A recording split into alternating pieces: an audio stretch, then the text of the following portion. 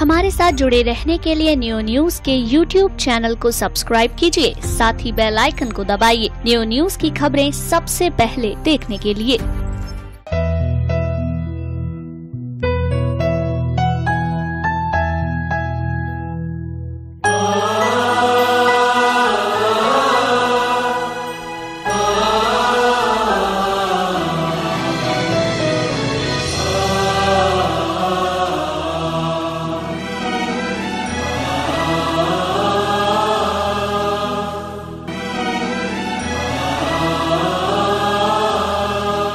और आइए अब राष्ट्र की धारा की तरफ हम मुड़े। इस मंच का सबसे छोटा कवि प्रख्यात मिश्रा, मैं 4 पंक्तियों के साथ आमंत्रित करता हूं कि प्राणों से बढ़कर मूल्यवान होती स्वदेश की माटी है, लोहू से इसे सींचने की युग से प्रचलित परिपाटी है। ये माटी सोना उपजाती, इसमें मानवता पलती है, पर जहां शत्रु का पांव पड़ा ये ज्वालामुखी उगलती है।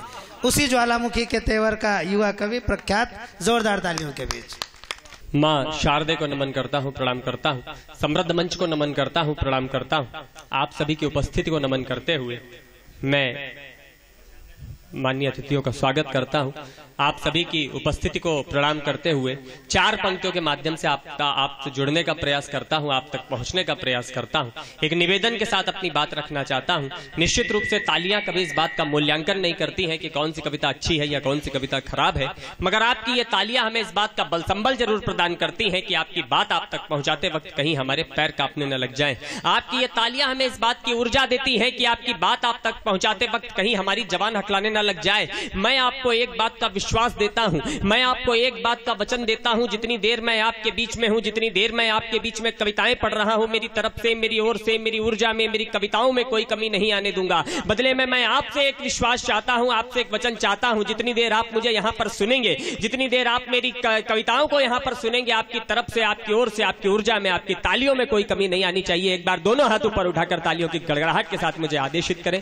मैं प्रणाम करता हूं। इसी ऊर्जा के साथ आप सुने। 4 पंक्तियां पढ़ता हूं, 4 पंक्तियां उन बेटों के वंदन अभिनंदन में जो कश्मीर में हालात चल रहे हैं। 4 पंक्तियां उन बेटों के नाम पढ़ते हुए अपनी काव्य यात्रा प्रारंभ करता हूं। स्वागत प्रख्यात। कि प्राण दे दिए जिन्होंने भारती की आरती में, प्राण दे दिए जिन्होंने भारती की आरती में, क्रांति अग्नि धधकाने वालों को न भूलना, क्रांति अग्नि धधकाने वालों को न भूलना। लाडलों ने वक्त पर रक्त की आहुतियां दी, कि लाडलों ने वक्त पर रक्त की आहुतियां दी। राष्ट्र धर्म यूं निभाने वालों को न भूलना, राष्ट्र धर्म यूं निभाने वालों को न भूलना, राष्ट्र धर्म यूं निभाने वालों को न भूलना। फांसियों के फंदों पर गान वंदे मातरम, फांसियों के फंदों पर गान वंदे मातरम। बार बार दोहराने वालों को न भूलना, बार बार दोहराने वालों को न भूलना।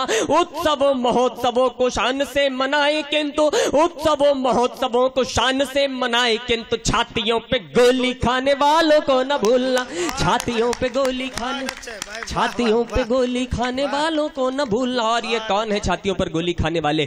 मेरे सामने जो मेरे नौजवान मित्र बैठे हुए हैं, 4 पंक्तियां उनके नाम पढ़ना चाहता हूं। 4 पंक्तियां और आपके बीच में रखता हूं। कि भारत के स्वर्ग को संवारा गया खून से है, कि भारत के स्वर्ग को संवारा गया खून से है, भारत के स्वर्ग को संवारा गया खून से है। केसर की क्यारियों को नुचने दिया नहीं, केसर की क्यारियों को नुचने दिया नहीं। पत्थरों को काट छाट रास्ते बनाते रहे, पत्थरों को काट काट रास्ते बनाते रहे। विजय का रथ कभी रुकने दिया नहीं, विजय का रथ कभी रुकने दिया नहीं। शत्रुओं के आगे हम शैलराट से खड़े थे, शत्रुओं के आगे हम शैलराट से खड़े थे। शौर्य का ये सूर्य कभी बुझने दिया नहीं, शौर्य का ये सूर्य कभी बुझने दिया नहीं।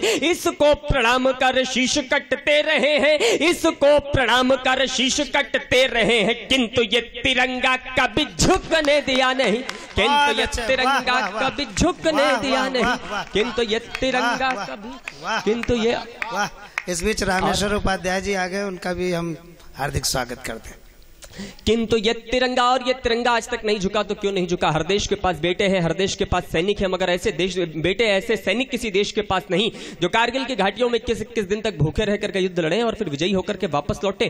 क्या है इस देश के बेटों के पास? अपने जीवन में कुछ अच्छा लिखा तो इन 4 पंक्तियों से अच्छा नहीं लिख पाया। हो सकता है कल आप मुझे भूल जाएं, हो सकता है कल आप मेरी कविताओं को भूल जाएं, पर ये 4 पंक्तियां आपको याद रहेंगी। इस उम्मीद के साथ ये बात रखता हूं। भारत के बेटों को ताकत परमपिता परमात्मा ने उनकी माताओं के रूप में दी है। यहां जब बेटा लड़ने जाता है तब उसकी मां कहती है कि मेरे पुत्र मुझको तू वचन दे मात्र एक, मेरे पुत्र मुझको तू वचन दे मात्र एक, मेरे पुत्र मुझको तू वचन दे मात्र एक। रणभूमि दूध की क्या लाज को बचाएगा, रणभूमि दूध की क्या लाज को बचाएगा। तेरे पूर्वजों ने जो लिखा है पुण्य इतिहास, तेरे पूर्वजों ने जो लिखा है पुण्य इतिहास, इतिहास लाड़ ले क्या तू भी दोहराएगा, इतिहास लाड़ ले क्या तू भी दोहराएगा। बोटी बोटी कट जाऊं, इंच इंच बट जाऊं। और 2 पंक्तियों में बेटा अपनी मां को एक उत्तर देता है। वो उत्तर सुनकर कहीं आपका सीना गर्भ से चौड़ा हो जाए, कहीं आपके रगों में लहू की रफ्तार बढ़ जाए, तो 1 मिनट तक तालियों की गड़गड़ाहट करके मुझे आशीर्वाद दे दीजिएगा। बेटा अपनी मां को उत्तर देता है, बोटी बोटी कट जाऊं, इंच इंच बट जाऊं, इंच इंच बट जाऊं, बोटी बोटी कट जाऊं। लाड़ लाना पुरखों की नाक को कटाएगा, लाड़ लाना पुरखों की नाक को कटाएगा। या तो ये तिरंगा मैं लपेट घर आऊंगा मां, या तो ये तिरंगा मैं लपेट घर आऊंगा मां, या तो ये तिरंगा सीमा पार लहराएगा, या तो ये। बहुत अच्छे, वाह वाह वाह वाह, बहुत सुंदर। मैं प्रणाम करता हूं। या तो ये तिरंगा में, और कहीं बेटा तिरंगा लपेट कर घर आता है। एक क्षण ऐसा आता है जब स्वप्न में मां अपने बेटे से मिलती है और प्रश्न करती है, मेरे लाल तेरे पूरे शरीर में गोलियां लगी हुई थी, तेरा पूरा शरीर गोलियों से छलनी था, सरहद पर जो कुछ भी रहा होगा बड़ा भयानक रहा होगा, बता मेरे बच्चे तूने सरहद पर क्या देखा। बेटा अपनी मां को उत्तर देता है कि उसने सरहद पर क्या देखा। इस देश के अंदर एक परंपरा रही है, यहां अर्जुन जब अपने हाथों में गांडीव उठाते हैं तो उनकी आंखों में केवल मछली की आंखें नजर आती हैं। बेटा अपनी मां को उत्तर देता है कि उसकी आंखों में क्या था, कि साथियों की वीरता और साहस को देख देख, कि साथियों की वीरता और साहस को देख देख भारत हमारा शिरमौर दिखता था मां, भारत हमारा शिरमौर दिखता था मां। बरसाती रही गोलियां बंदूकें लगातार, बरसाती रही गोलियां बंदूकें लगातार, हमें कुरुक्षेत्र वाला दौर दिखता था मां, हमें कुरुक्षेत्र वाला दौर दिखता था मां। साधक थे लक्ष्य साध घर से चले थे हम, साधक थे लक्ष्य साध घर से चले थे हम, फिर हमें कहां कुछ और दिखता था मां, फिर हमें कहां कुछ और दिखता था मां। हाथ में तिरंगा जब भी पकड़ते थे तब, हाथ में तिरंगा जब भी पकड़ते थे तब, आँखियों के सामने लाहौर दिखता था मां, आँखियों के सामने। बहुत अच्छे, वाह वाह वाह, बहुत आँखियों के सामने लाहौर दिखता था मां। और मातृशक्ति इकलौता देश जो अपनी माँ को माँ कहता, अपनी धरती को माँ कहता है। क्या है मातृशक्ति इस देश के लिए? बिहार के अंदर एक शहीद को हमारे देश के एक मंत्री जी 20 लाख रुपए देने के लिए गए, उन्होंने वो 20 लाख रुपए का चेक वापस कर दिया। घर में 3 लोग, माँ बहन और पत्नी, 3 लोग, और तीनों ने वो चेक वापस किया। कोई क्रिया प्रतिक्रिया नहीं हुई, मगर एक कवि की नजर से क्या बात हुई होगी जब वो चेक वापस किया होगा तो तीनों के उत्तर क्या रहे होंगे, क्यों ये 20 लाख रुपए का चेक नहीं ले रहे हैं। 4 पंक्ति आपके मध्य पढ़ता कि पीढ़ियों की सीढ़ियों पे चढ़ता रहे सदैव, 3 लोग, माँ बहन और पत्नी, कि पीढ़ियों की सीढ़ियों पे चढ़ता रहे सदैव, इसीलिए घर का चिराग दे रही हूं मैं, इसीलिए घर का चिराग दे रही हूं मैं। भाई की कलाई पे जो रक्षा अनुबंध बांधे, भाई की कलाई पे जो रक्षा अनुबंध बांधे, उनमें धधकती जो आग दे रही हूं मैं, उनमें धधकती जो आग दे रही हूं मैं। अपनी गृहस्थियों में जोड़ते सभी परंतु, अपनी गृहस्थियों में जोड़ते सभी परंतु, पत्नी ये बोली आज भाग दे रही हूं मैं, पत्नी ये बोली आज भाग दे रही हूं मैं। देश के तिरंगे तेरा रंग धुंधला ना पड़े, देश के तिरंगे तेरा रंग धुंधला ना पड़े, इसीलिए अपना सुहाग दे रही हूं मैं, इसलिए वाह वाह वाह, इसलिए अपना। 4 पंक्तियां और एक गीत पढ़ के अपना स्थान लूंगा। 4 पंक्तियां जिस देश के। स्वागत भाई, वाह। इसलिए अपना। और किसी ने प्रश्न किया कि अगर आपके देश के बेटों के पास इतना साहस है, इतनी शक्ति है, तो आपके देश के बेटों के शीश काट लिए जाते हैं सरहदों पर, क्यों नहीं आपके देश के बेटे आज तक कोई उत्तर दे पाए? क्यों नहीं किसी पड़ोसी मुल्क के सिपाही का शीश काट पाए? क्या वहां पर आपके देश के बेटों की शक्ति समाप्त हो जाती है, ऊर्जा समाप्त हो जाती है, वे कायर हो जाते हैं? 4 पंक्तियों में उत्तर रखना चाहता हूं। 4 पंक्तियां, आज तक हमने ऐसा कुछ क्यों नहीं किया? हमारे देश के बेटों पर छुप करके प्रहार किया जाता है, जब वे शहीद हो जाते हैं तो उनके शीश काट लिए जाते हैं, और हमने आज तक ऐसा कुछ क्यों नहीं किया? कि लौह दंड घन पे पटकते हैं एक बार, कि लौह दंड घन पे पटकते हैं एक बार, लौह दंड घन पे पटकते हैं एक बार, छोटी छोटी मार बार बार करते नहीं, छोटी छोटी मार बार बार करते नहीं, वीरता में दक्ष बक्ष तोपों के समक्ष धर, वीरता में दक्ष बक्ष तोपों के समक्ष धर, पीठ पीछे छुप के प्रहार करते नहीं, पीठ पीछे छुप के प्रहार करते नहीं, युद्ध लड़ते हैं पूरी वीरता के साथ वीर, युद्ध लड़ते हैं पूरी वीरता के साथ वीर, इंसानियत तार तार करते नहीं, इंसानियत तार तार करते नहीं, वंशज है शेरों के दहाड़ते हैं काल जैसे, वंशज है शेरों के दहाड़ते हैं काल जैसे, पड़ी हुई लाश का शिकार करते नहीं, पड़ी हुई लाश का, पड़ी हुई लाश का। और एक गीत पढ़ के अपना स्थान 4 पंक्तियों के साथ प्रारंभ करता हूं। हम 10 लाख रुपए 20 लाख रुपए ये पेट्रोल पंप दे देते हैं, मगर क्या ये 10 लाख रुपए 20 लाख रुपए उन शहीदों के परिवार की पीड़ा हरने के लिए काफी है? 4 पंक्तियां अगर उनके परिवार से एक आवाज आए कि उन्हें क्या चाहिए, वो क्या मांगना चाहते हैं, तो क्या हो सकती है? 4 पंक्तियां आपके मध्य रखने का प्रयास करता हूं, 4 पंक्तियां आपके मध्य पढ़ने का प्रयास करता हूं। तुम 3 लोक के स्वामी हो, माना तुम अंतर्यामी हो, कोई भी राजा हो, तुम 3 लोक के स्वामी हो, माना तुम अंतर्यामी हो, तुम 3 लोक के स्वामी हो, माना तुम अंतर्यामी हो, तुम राजा हो, तुम न्याय स्वयं, तुम शक्ति का पर्याय स्वयं, तुम राजा हो, तुम न्याय स्वयं, तुम शक्ति का पर्याय स्वयं, माना कि भव के सागर को निज अंजुरी में भर सकते हो, माना कि भव के सागर को निज अंजुरी में भर सकते हो, जो कोख छीन ली घाटी ने बोलो वापस कर सकते हो, जो कोख छीन ली घाटी ने बोलो वापस कर सकते हो, ये पुरस्कार भत्ता ले लो, ये पुरस्कार भत्ता ले लो, ये शासन और सत्ता ले लो, देना है तो बस इतना दो, तुम 5 गांव के जितना दो, देना है तो बस इतना दो, तुम 5 गांव के जितना दो, जो सरहद ने छीन लिया, जो सरहद ने छीन लिया, मेरा सुहाग वापस कर दो, या तो रावलपिंडी भारत मां के चरणों में ला धर दो, या तो रावलपिंडी भारत मां के चरणों में ला धर दो, या तो रावलपिंडी भारत मां के चरणों में ला धर दो। इटावा के अंदर एक शहीद का शव, लोग उनके पार्थिव शरीर को उठाने के लिए बढ़ रहे थे, मगर उनकी मां अपने बेटे के पार्थिव शरीर के पास किसी को आने नहीं दे रही थी। वो कह रही थी कि अभी मत ले जाओ, अभी मत ले जाओ, अभी रुक जाओ, अभी रुक जाओ, अभी नहीं, अभी रुक जाओ, अभी रुक जाओ। टीवी पर सबने देखा होगा वो मां क्या कहना चाहती होगी। हमारी संवेदनाएं शून्य होती जा रही हैं। हमारे देश की मीडिया के पास जब कोई शराब पीकर बाथटब में गिर के मर जाता है तो 7 दिन का समय होता है उसे दिखाने के लिए, मगर जब कोई बेटा शहीद होता है तो नीचे काली पट्टी चलती है, पड़ोसी मुल्क का सीज फायर, भारत के 2 बेटे शहीद, उनका नाम तक बताना जरूरी नहीं समझा जाता है। मैं ये गीत आपके मध्य रखता हूं। वो मां क्या कहना चाहती होगी? वो मां कह रही थी कि अभी रुक जाओ, अभी रुक जाओ। 3 बंद का गीत। अभी नहीं, अभी नहीं, अभी नहीं, अभी नहीं, अभी नहीं, अभी नहीं, अभी नहीं, अभी नहीं, अभी नहीं, रुको जरा जरा, रुको रुको जरा, कि राह देखती रही ये शाम भी ढली नहीं, कि राह देखती रही ये शाम भी ढली नहीं, थी इंतजार में धरी दियालियां जली नहीं, थी इंतजार में धरी दियालियां जली नहीं, कि थक गई जबान अपने भाइयों को पूछ कर, कि थक गई जबान अपने भाइयों को पूछ के, कि रो रही है राखियां कलाइयों को पूछ के, कि रो रही है राखियां कलाइयों को पूछ के, महोलियों में आऊंगा दिवालियों में आऊंगा, महोलियों में आऊंगा दिवालियों में आऊंगा, मैं आऊंगा यूं आऊंगा कि दूर ही न जाऊंगा, थे द्वार बंद नेह के ये खोल के चला गया, थे द्वार बंद नेह के ये खोल के चला गया, मैं आ रहा हूं लौट के ये बोल के चला गया,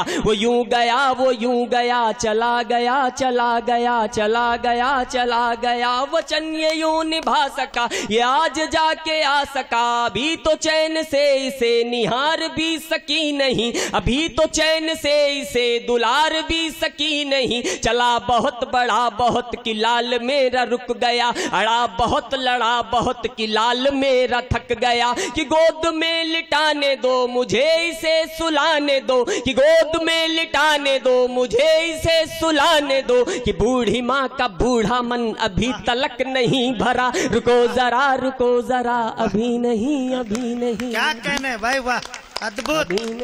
एक बार तालियां और अच्छी बजनी चाहिए। नई हुंकार है ये राष्ट्रभक्ति की, वाह। मैं प्रणाम करता हूँ। अभी नहीं। और जीवन के कौन से ऐसे आमंत्रण जो हम और जो सामान्य लोगों को देते हैं मगर वो उनको स्वीकार नहीं कर पाए, ऐसे कौन से रंग जीवन के जो हमने और आपने देखे पर उन्होंने नहीं देखे।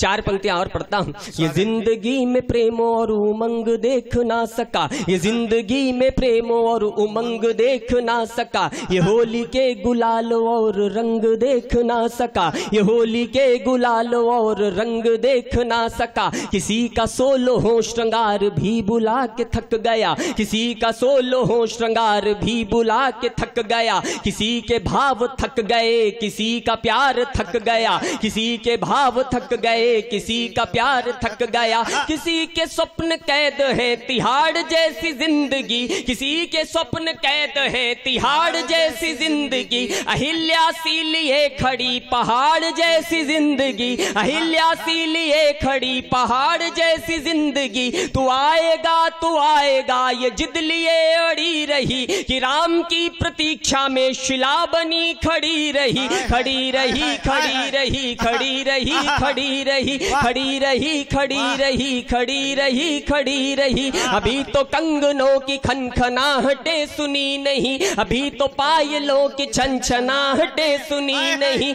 अभी तो दर्पणों ने भी श्रृंगार तक नहीं करा, रुको जरा अभी नहीं, अभी नहीं, अभी नहीं, अभी नहीं। अद्भुत। अंतिम बंद और अपना स्थान लेता हूँ। बेटा अपनी माँ को ये उत्तर देता है कि माँ, लोग रास्ते में जाते हैं, ट्रक उड़ा के चला जाता है, एक उस मृत्यु, और वो मृत्यु जिस पर पूरा देश नाश करे, जिसमें देश का सर्वोच्च सम्मान तिरंगा प्राप्त हो। 4 पंक्तियां बेटा माँ को उत्तर देता है कि सरहदों के क्या हालात थे, क्या था, और तुम्हें क्यों नहीं रोना चाहिए। न आस ही बची थी माँ, न सांस ही बची थी माँ, न आस ही बची थी माँ, न सांस ही बची थी माँ, न खून ही बचा था, न जुनून ही बचा था माँ, मैं घिर गया था लाल शत्रु टोलियों के सामने, मैं घिर गया था लाल शत्रु टोलियों के सामने, मार गया था लाल उनकी गोलियों के सामने, मार गया था लाल उनकी गोलियों के सामने, मौत का नशा चढ़ा खुमार जैसे हो गया, आँख के समक्ष अंधकार जैसे हो गया, यमराज सामने खड़े थे और बोलने लगे, वो अपनी मृत्यु पुस्तिका के पृष्ठ खोलने लगे, विधि का ये विधान है, कहा मुझे निभाना है, कहा कि वक्त हो गया है, साथ लेके जाना है, गिरी पड़ी थी लाश का भी खून खोलने लगा, मलाड़ला तुम्हारा यम से तन के बोलने लगा, अभी नहीं, अभी नहीं, अभी नहीं, अभी नहीं, अभी नहीं, अभी नहीं, अभी नहीं, अभी नहीं, अभी तिरंगा सरहदों के पार लेके जाने दो, कि शत्रुओं की छातियों पे चढ़वी से लगाने दो, मलाड़ला तुम्हारा यम के सामने नहीं डरा, रुको जरा अभी नहीं, अभी नहीं, माँ हो सके तो रोना ना, तू आंख को भिगोना ना, माँ हो सके तो रोना ना, तू आंख को भिगोना ना, मलाड़ला मर हुआ है, लाड़ला नहीं मरा, रुको जरा अभी नहीं, अभी नहीं, कभी नहीं, कभी नहीं। जय हिंद, जय वाह। 5 पूरी दुनिया में योगेश्वर कृष्ण के 64 स्वरूप विश्व जानता है। आज यहाँ बहुत सारे स्वरूप देखने को मिले, और जो टाइटल है मैं मथुरा हूँ, निस्संदेह मैं खुद अपने आप में एक मथुरा हूँ, आप अपने आप में खुद में एक मथुरा हैं। अगर मेरी दृष्टि से समझना चाहें तो 4 पंक्तियां सुन लीजिए। अगर पहला मिसरा आपने पकड़ लिया तो आनंद बहुत आएगा। मैंने लिखा कि मिलेगर मन तुम्हारा तो, गोवर्धन को जब उठाया था, गिरिराज जी को जब उठाया था भगवान कृष्ण ने, तो क्या संदेश दिया था, आप इससे समझ जाएंगे कि मथुरा से कृष्ण है और कृष्ण से मथुरा है। मिलेगर मन तुम्हारा तो हजारों मन उठा लूंगा, मिलेगर मन तुम्हारा तो हजारों मन उठा लूंगा, बचाना है जमाना फिर मैं हर साधन उठा लूंगा, घमंडी हो चुका इस इंद्र के सर को झुकाना है, फकत तुम हौसला देना मैं गोवर्धन उठा लूंगा। और कृष्ण का जो चरित्र पूरे विश्व में सब जानते हैं, जब जब मोह में अर्जुन फंसते हैं तो कृष्ण का एक नया रूप सामने आता है, उसे दिशा निर्देशित करने का, उसे रास्ता दिखाने का। अगर मैं सत्ता की बात करूं, सियासत की बात करूं, सत्ताधीशों की बात करूं, तो मैं ये भाषा भी इस्तेमाल करना चाहता हूं और शायद वहां तक मेरी बात इस माध्यम से भी पहुंचे। एक ये दृष्टिकोण समझिए कि क्योंकि महाभारत का केंद्र बिंदु मथुरा रहा है, मैंने कुछ पंक्तियां वहां से उठाई हैं कि ये युद्ध देन उनकी ही है जिनको तुम अपना कहते हो, ये युद्ध देन उनकी ही है जिनको तुम अपना कहते हो, अब भी रिश्तों से मोह शेष किस भावुकता में रहते हो, यूं समाधान परिवारों में हो जाते हैं हंसते गाते, ये अपना तुम्हें मानते यदि तो लड़ने कभी नहीं आते, ये अपना तुम्हें मानते यदि, तालियां आपकी उठेंगी अगली कुछ पंक्तियों पर कि अपना तुम्हें मानते यदि तो लड़ने कभी नहीं आते, समझौतों के सब द्वार बंद, अभिवादन तीरों से होगा, इस युद्ध भूमि में निर्णय तो केवल शमशीरों से होगा, इस युद्ध भूमि में निर्णय तो केवल शमशीरों से होगा, ये मोह और मायूसी क्यों, अपने तेवर को क्रुद्ध करो, तुम योद्धा हो, योद्धा जैसे गांडीव उठाकर युद्ध करो। और जो देश तोड़ने के नारे योगेश भाई लगते रहे हैं और लगातार आप चैनल के माध्यम से बताते भी रहे हैं, लगातार लोग टिप्पणियां करते रहते हैं कि मैं भारत माता की जय नहीं बोलूंगा, भारत तेरे टुकड़े होंगे, लेकिन मैं उन सबसे इतना कहना चाहता हूं कि चाहे नर्म मखमली बिस्तर या धरती पर लेटे हो, चाहे नर्म मखमली बिस्तर या धरती पर लेटे हो, राजनीति के नए दुशाले चाहे खूब लपेटे हो, भले स्वयं परिवारों के हित जीवन भर संघर्ष करो, लेकिन भूल नहीं जाना तुम भारत मां के बेटे हो, लेकिन भूल नहीं जाना तुम भारत मां के बेटे हो। और एक बात और भी मैं कहना चाहता हूं कि लुटाकर जान खुद इंसानियत की जान हो जाना, आप सब अपने अंदर झांकिए तो शायद एक हिंदुस्तान अपने अंदर उमड़ता हुआ देखेंगे। लुटाकर जान खुद इंसानियत की जान हो जाना, समर्पित यूं वतन की एक दिन पहचान हो जाना, किसी मजहब से ऊपर उठ जियो तो जिंदगी ऐसे। और इस एक पंक्ति पर जितने बैठे वो लोग हैं यहां पर सबकी तालियां उठें कि किसी मजहब से ऊपर उठ जियो तो जिंदगी ऐसे, तुम्हारे नाम का मतलब हो हिंदुस्तान हो जाना। प्रेम मेरे दृष्टिकोण में क्या है, मैं 4 पंक्तियां आपको समर्पित करना चाहता हूं, जो मेरा तेवर है मैं आप तक पहुंचाता हूं।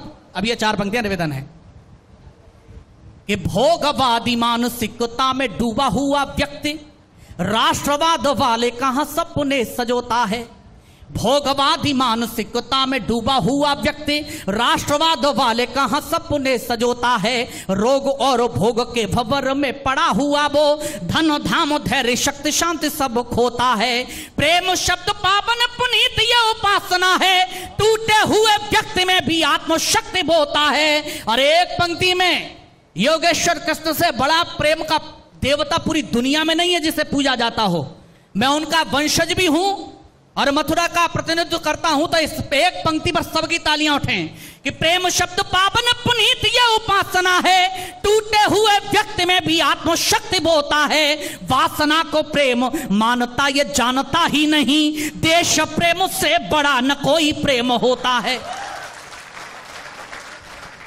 कि वासना को प्रेम मानता ये जानता ही नहीं। और गर्व करिए क्या ब्रज में पैदा हुए, मथुरा में पैदा हुए, कि बलिदानी त्यागी और तपस्वी जन्म लेते रहे, ऐसी रही भारत महान की परंपरा, बलिदानी त्यागी और तपस्वी जन्म लेते रहे, ऐसी रही भारत महान की परंपरा, भूखे रहे या कि रोटी घास की चुनी हो किंतु झुकी नहीं राष्ट्र स्वाभिमान की परंपरा, भूखे रहे या कि रोटी घास की चुनी हो किंतु झुकी नहीं राष्ट्र स्वाभिमान की परंपरा, शत्रुओं को भूल कर देते नहीं क्षमादान, ये थी राष्ट्रद्रोह के निदान की परंपरा, 2 तो युद्ध में शहीद 2 चुने गए, दीवार टूटने नहीं दी बलिदान की परंपरा, कि 2 तो युद्ध में शहीद 2 चुने गए दीवार। और 4 पंक्तियां विशेष मथुरा से मैंने उठाई हैं, अगर ठीक ठीक कह पाया हूं तो फिर आपका प्यार भी मांगता हूं। कि जीते जी यहां पे इतिहास गढ़ते हैं और मरकर अमर कहानी बन जाते हैं। जीते जी यहां पे इतिहास गढ़ते हैं और मरकर अमर कहानी बन जाते हैं। इस भूमि पे दधीच देवों की सुरक्षा हेतु हड्डियों को देके महादानी बन जाते हैं। इस भूमि पे दधीच देवों की सुरक्षा हेतु हड्डियों को देके महादानी बन जाते हैं। कि भारत की माटी ही विलक्षण है जिसे चाट कान्हा खुद ईश्वर के मानी बन जाते हैं। और एक पंक्ति जिस पर गर्व करने का मन हो तो फिर तालियों के साथ मुझे बताइए कि भारत की माटी ही विलक्षण है जिसे चाट कान्हा खुद ईश्वर के मानी बन जाते हैं। उद्धव से ज्ञानी यहां मूर्ख बन जाते और कालिदास जैसे मूर्ख ज्ञानी बन जाते हैं। होंगे वे बादशाह अपने पद का गुमान सर पर रखें, होंगे वे बादशाह अपने पद का गुमान सर पर रखें, लेकिन हम हैं अक्खड़ फकीर सिंहासन ठोकर पर रखें। लेकिन हम हैं अक्खड़ फकीर सिंहासन ठोकर पर रखें। इस अहंकार की चादर का विन्यास बदल भी सकते हैं। हमने अगर अंगड़ाई ले ली इतिहास बदल भी सकते हैं। कोई कितना ताकतवर हो पर अंदर से हिल जाता है। जो मिट्टी से नफरत करता वह मिट्टी में मिल जाता है। जो मिट्टी से नफरत करता वह मिट्टी में मिल जाता। और जो आपने कहा है कि उनकी भाषा वैसी होती है, मैंने बहुत पहले एक छंद कहा था और मेरा बहुत लोकप्रिय भी हुआ, आपको भी समर्पित कर रहा हूं कि किसी अंधे को जो यदि रे बड़ियां सौंप दोगे अपनों में बांटने की आदत न जाएगी। किसी अंधे को जो यदि रे बड़ियां सौंप दोगे अपनों में बांटने की आदत न जाएगी। जिसने कभी भी शास्त्र ज्ञान प्राप्त न किया हो बकवास छांटने की आदत न जाएगी। कि बचपन से ही झूठ बोलना जो सीखा हर बात से ही नाटने की आदत न जाएगी। और आपकी भाषा में बोल रहा हूं तो अगर आक्रोश भी हो और जवाब भी देना चाहते हो तो तालियों के साथ बताना कि बचपन से ही झूठ बोलना जो सीखा हर बात से ही नाटने की आदत न जाएगी। कितने ही भोग आप कुत्तों को लगाएं किंतु जूठन को चाटने की आदत न जाएगी। कि कितने ही भोग आप श्वान को लगाएं। और जो छंद आपने कहा था वो मैं अक्सर बोलता हूं, इशारा भी है अगर समझ सके तो, कि भारती के शेरों शांति व्रत तोड़ दीजिएगा शत्रु के लिए विनाशकारी बन जाइए।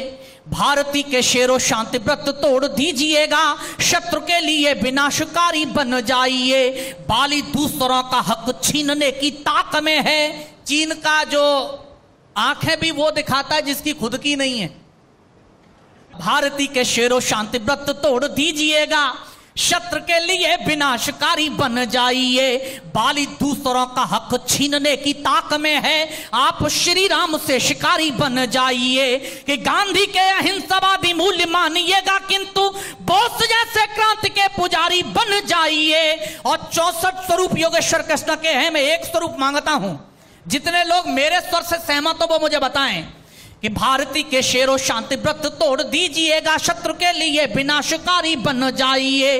बाली दूसरों का हक छीनने की ताक में है। आप श्री राम से शिकारी बन जाइए। कि गांधी के अहिंसावादी मूल्य मानिएगा किंतु बोस जैसे क्रांति के पुजारी बन जाइए। देश को है श्याम आज बांसुरी की चाह नहीं, वक्त चाहता है चक्रधारी बन जाइए। राजस्थान बहुत निकट है। उत्तर प्रदेश और राजस्थान के संदिग्ध क्षेत्र में हम खड़े हैं। एक और महाराणा प्रताप फाड़ा रानी की जमीन है, एक और चंद्रशेखर आजाद और झांसी की रानी की जमीन है। मुझे सूचित हो जाए कि जब ऐसे पराक्रमी क्षेत्र मिलते हैं दो और ऐसी मिट्टियां मिलती हैं तो फिर कैसे लोग होते हैं उन कविताओं को सहेजने वाले। कि खौलता हुआ रगों में राणा वे शिवाजी वाला लहू का उफान कभी चुकने न पाएगा। खौलता हुआ रगों में राणा वे शिवाजी वाला लहू का उफान कभी चुकने न पाएगा। पन्ना धाय हाड़ा रानी का ये बलिदानी देश कुर्बानी में कलेजा दुखने न पाएगा। पन्ना धाय हाड़ा रानी का ये बलिदानी देश कुर्बानी में कलेजा दुखने न पाएगा। शेखर सुभाष अशफाक की धरा है यहाँ, शेखर सुभाष अशफाक की धरा है यहाँ। क्रांति का प्रवाह कभी रुकने न पाएगा। 125 करोड़ दिलों में लहर लगा हुआ ये लाडला तिरंगा कभी झुकने ना पाएगा। वाह वाह वाह वाह वाह अर्जुन वाह, आपको बहुत अच्छे प्रणाम करता हूं साहब। लोग कहते हैं पीढ़ियां बदचलन हो गई, मेरे सामने इस देश की जो नौजवान पीढ़ी बैठी है और भूतपूर्व नौजवान भी बैठे हैं, सन 65 और 71 के युद्ध में तो पराक्रम इस पुरानी पीढ़ी का ही था, जो टैंक तोड़ करके आई, अमेरिका के दुर्भेद्य टैंक जो पाकिस्तान को दिए थे उन्हें तोड़ करके लौटी। और ये मेरे सामने वो जवान पीढ़ी बैठी है, नौजवान पीढ़ी जो है हेमराज और सुधाकर की परंपरा में है, भले ही मस्तक दे दिए लेकिन देश का तिरंगा झुकने नहीं दिया। मैं 4 पंक्तियां यहां योगेश्वर श्री कृष्ण की जन्मभूमि पर खड़े होकर के बोलता हूं कि इनसे भले ही व्यवहार में हो भूल चूक, फिर भी ये मस्त जिंदगानी काम आएगी। इनसे भले ही व्यवहार में हो भूल चूक, फिर भी ये मस्त जिंदगानी काम आएगी। कभी कभी मानी और कभी नहीं मानी वह है कि है जो इन्होंने मनमानी काम आएगी। जब जब कंस शिशुपाल के बढ़ेंगे पाप, जब जब कंस शिशुपाल के बढ़ेंगे पाप, नटखट कृष्ण की कहानी काम आएगी। देश को जरूरत पड़ेगी जब खून की, तो अल्हड़ सी यही नौजवानी काम आएगी। वाह वाह वाह। तब मुल्क इन्हीं बेटों की तरफ देखेगा। और 4 पंक्तियां पढ़ता हूं। बेटा है तिरंगे में लिपट करके मातृशक्ति थोड़ी संख्या में बैठी है, लेकिन जब ये थोड़ी संख्या में भी होती है तब भी बड़े काम करती है। अकेली झांसी की रानी लड़ी, यदि मुल्क झांसी की रानी के साथ लड़ गया होता तो ये देश 90 वर्ष पहले आजाद हो जाता है। बिल्कुल सही। मैं उस मातृशक्ति के पराक्रम को, मंच पे भी वो अकेली बैठी है, सामने भी बहुत कम है, लेकिन इस मातृशक्ति का ऋण बहुत इस मुल्क पर है। मैं उन माओं को प्रणाम करते हुए पंक्तियां पढ़ता हूं। जब हेमराज सुधाकर ने अपने सर दिए, बेटे तिरंगे में लिपट करके माओं के आंगन में आए, या कहीं दिल्ली में राजधानी में खड़े होकर के देश तोड़ने के नारे लगे जेएनयू से, तब 23 साल का बेटा कैप्टन पवन हरियाणा में तिरंगे में लिपट करके आया। उस मां को सल्यूट करता हूं जिसने ये कह दिया कि मुझसे सौभाग्यशाली कोख किस मां की होगी, राष्ट्र ध्वज का कफन ओढ़ा मेरे लाल ने। मैं तो छोटी मां हूं, बड़ी मां तो माता भारती है, बड़ी मां से ऊंचा नाता जोड़ा मेरे लाल। मैं तो छोटी मां हूं, बड़ी मां तो माता भारती है, बड़ी मां से ऊंचा नाता जोड़ा मेरे लाल ने। अश्रुधारा बह रही है, गर्व से मां कह रही है, सैनिक का प्रण नहीं तोड़ा मेरे लाल ने। शत्रु शीश फोड़ दिए, चाहे प्राण छोड़ दिए, हाथ से तिरंगा नहीं छोड़ा मेरे लाल ने। हाथ से उन माओं को प्रणाम करता हूं। पत्रकारों ने रोने की वजह पूछी तो सीना ठोक कर कह दिया, रोती इसलिए नहीं है, बेटा सरहद पर शहीद हो गया। रोती हैं तो इसलिए रोती हैं, दूसरा बेटा नहीं था जिसे सरहद पर भेज पाती। तब इन माओं को प्रणाम करते हुए पंक्तियां निवेदित करना चाहता हूं। इस मुल्क के उस मां को प्रणाम करता हूं जिसने ऐसे व्यक्तित्व को जन्म दिया जिसे शहीद आजम भगत सिंह के नाम से मुल्क जानता है। लेकिन पिछली सरकारों ने शहीद घोषित नहीं किया भगत सिंह को। भगत सिंह शहीदों की सूची में शामिल नहीं किए गए। ऐसा क्रांतिकारी 5 साल की छोटी सी उम्र में इस मुल्क की आजादी के लिए खेतों में बंदूकें बोदी। 23 साल कुछ महीने की छोटी सी उम्र में मेरा रंग दे बसंती चोला गाकर के हंसते हंसते फांसी का फंदा चूम लिया। वो माएं कैसी होंगी जिन्होंने ऐसे बेटे को जन्म दिया। उस विद्यावती मां को सल्यूट करते हुए जिसकी कोख से भगत सिंह ने जन्म लिया, मैं 4 पंक्तियां पढ़ता हूं। बहुत अच्छे, वाह। शौर्य सिंधु का विराट ज्वार थे भगत सिंह, शौर्य सिंधु का विराट ज्वार थे भगत सिंह, जिसमें फिरंगियों की नाव डूब जानी थी, जिस पे स्वतंत्रता का पावन प्रसून खिला, पंचनद की वो वंश बेल बलिदानी थी। देशभक्ति का जुनून मिला जिसे लोरियों में, देशभक्ति का जुनून मिला जिसे लोरियों में, सिंघनी का दूध पिए शेर की रवानी थी, रंग दे बसंती चोला गा के फंदा चूम लिया, फांसी वाला जिसने वो धन्य नौजवानी थी। बहुत अच्छे अर्जुन, वाह वाह वाह, क्या बढ़िया छंद पढ़ रहे हो। बेटों के जिनके मौत के फंदे देख करके, फांसी के फंदे देख करके चेहरों पर शिकन नहीं आई, ये उन बेटों का देश है। सरहद के पार से नारे गूंजते, इंच इंच कश्मीर को छीन करके पाकिस्तान में मिला देंगे। उधर जिसकी हाइट 5 फुट 5 इंच की नेशनल हाइट है, वो चाइना के लोग कहते हैं कि हम भारत 62 वाला ही हिंदुस्तान है और ये मोदी जी इस देश को पुनः युद्ध की विभीषिका में झोंकना चाहते हैं, डोकलाम से सेना को न हटा करके। दोस्तों, 4 पंक्तियां पढ़ना चाहता हूं इस मुल्क के बेटों के पराक्रम की ओर से, और आपको लगे कि मैंने सच बोल दिया हो तो प्रणाम करना। राजनीति में कोई कमी रही होगी, हमारे मुल्क के बेटे 2 घंटे के लिए सरहद के पार भेजे, राजधानी दिल्ली ने आदेश देकर के सर्जिकल स्ट्राइक करके लौटे। सियासत के बड़े लोगों ने सवाल खड़े किए, लेकिन उन बेटों के पौरुष को प्रणाम करना जिन्होंने सरहद के पार जाकर के पाकिस्तान को वो पिटाई दी कि अभी तक होश में नहीं है। मैं 4 पंक्तियां पढ़ता हूं कि आन बान शान पे ना दाग लगने दिया है, स्वाभिमान देश का संवार कर आए हम। आन बान शान पे ना दाग लगने दिया है, स्वाभिमान देश का संवार कर आए हम। भारती का मानचित्र धुंधला जो हो गया था, शत्रुओं के रक्त से निखार कर आए हम। भारती का मानचित्र धुंधला जो हो गया था, शत्रुओं के रक्त से निखार कर आए हम। बैरियों के सीने फाड़ गाढ़ते तिरंगे रहे, बैरियों के वक्ष फाड़ गाढ़ते तिरंगे रहे, चाहे सांस मौत से उधार कर आए हम। और अगली पंक्ति पर सैनिकों के साथ खड़े हो जाना, उन बेटों के साथ खड़े हो जाना, उन 150 बच्चों के साथ खड़े हो जाना जो सर्जिकल स्ट्राइक करके लौटे। और आपकी तालियां सियासत के उन बड़े लोगों के गाल पर तमाचे जैसी लगे जिन्होंने इस मुल्क के बेटों के पराक्रम पर सवाल खड़े कर दिए और उन्होंने कहा कि सर्जिकल स्ट्राइक हुई नहीं, कि शत्रुओं के सीने फाड़ गाढ़ते तिरंगे रहे, बैरियों के वक्ष फाड़ गाढ़ते तिरंगे रहे, चाहे सांस मौत से उधार करवाए हम। सरहद पार से तो जीता है बार बार, हर जंग अपनों से हार करवाए हम, हर युद्ध अपनों से हार कर। हेमराज और सुधाकर के सर काट करके ले गए यहीं छाता से। हेमराज मथुरा के आपके आगरा में खंडोली जगह है, वहां के धर्मवीर चौधरी ने करगिल में अपना मस्तक दिया। धड़ आए सर नहीं आए, ये इस मुल्क के बेटों का पराक्रम। सरहद के पार से नारे गूंजे। मैं 4 पंक्तियां पढ़ना चाहता हूं। दिल्ली एक बार आदेशित करे इस मुल्क के बेटों को। अर्जुन एक बात अब आपको बता दूं, याद दिला दूं कि अभी हमारे नियो न्यूज चैनल के मथुरा के एपिसोड में हेमराज और उनकी हेमराज की जो विधवा पत्नी है उनका सम्मान किया हमारे चैनल ने, और बहुत बड़े काम किए। जितने भी शहीद अपने इस मथुरा क्षेत्र के हुए हैं उन सबका यहाँ सम्मान किया गया। आपने बहुत अच्छा विषय उठाया और मौजू है इस विषय का, मैं बात करता हूँ। चलिए एक बार जोरदार तालियां बजाइए। बहुत मैं नियो न्यूज चैनल का आभारी हूँ, व्यक्तिगत आभारी हूँ यदि आपने शहीदों का सम्मान किया है। और शहीदों का सम्मान इसलिए होना जरूरी है, हम नहीं बताएंगे भगत सिंह कौन है, चंद्रशेखर आजाद कौन है, अशफाक उल्लाह खां कौन है, और चाहेंगे कि देश में ऐसी पीढ़ियां जन्म लें। इन लोगों के चरित्र तो बताने पड़ेंगे।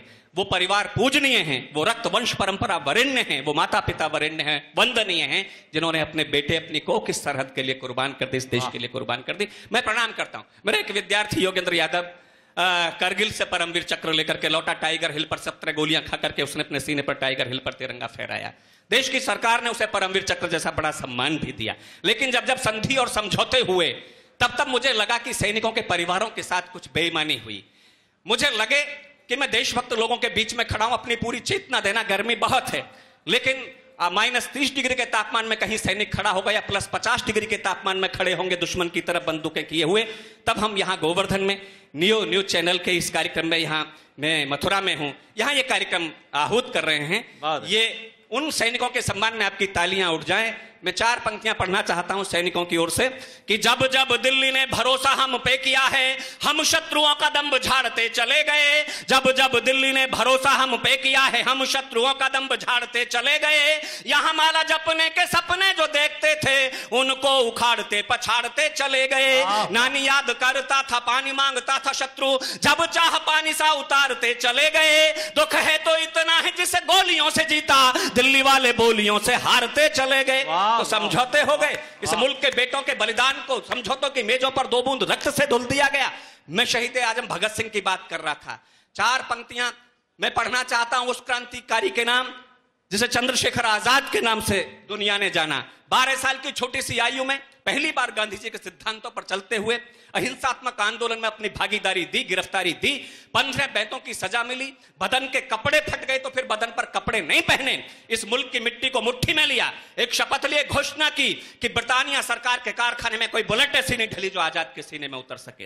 ब्रिटानिया सरकार के कारखाने में कोई कंक्रीट ऐसा नहीं बना जिससे बनी जेल में आजाद को कैद रखा जा सके। आजाद आजाद जिया, आजाद जिएगा, इस संकल्प का निर्वाह जिस क्रांतिकारी, जिस नौजवान ने 27 फरवरी फरवरी 1931 को इलाहाबाद के अल्फ्रेड पार्क में हजारों अंग्रेजों से अकेले शेर की तरह मुठभेड़ करते हुए अपने माउजर की अंतिम गोली से अपने मस्तक पर प्रहार करके अपना हंसता हुआ जीवन पुष्प मां भारती के चरणों में चढ़ा दिया। उन्हें प्रणाम करते हुए 4 पंक्तियां पढ़ता हूं। इसी प्रदेश की राजनीति ने उन्हें आतंकवादी घोषित कर दिया था, लेकिन चंद्रशेखर आजाद आतंकवादी नहीं, इस देश के आजादी के यज्ञ के वो महानायक थे जिनके पिस्टल के दम पर इस मुल्क को आजादी मिली। ये सूचित हो जाए उस एहसान फरामोश राजनीति की को आपकी तालियां, अंतिम पंक्तियां पढ़ूं तो आकाश भर तालियां बजा करके आजाद को सैल्यूट देना कि छोटी सी उम्र में ही कर गई बड़े काम, ध्रुव नचिकेता प्रहलाद जैसी जिंदगी। पराक्रमी पुरुषों की आयु नहीं देखी जाती। छोटी सी उम्र में ही कर गई बड़े काम, ध्रुव नचिकेता प्रहलाद जैसी जिंदगी।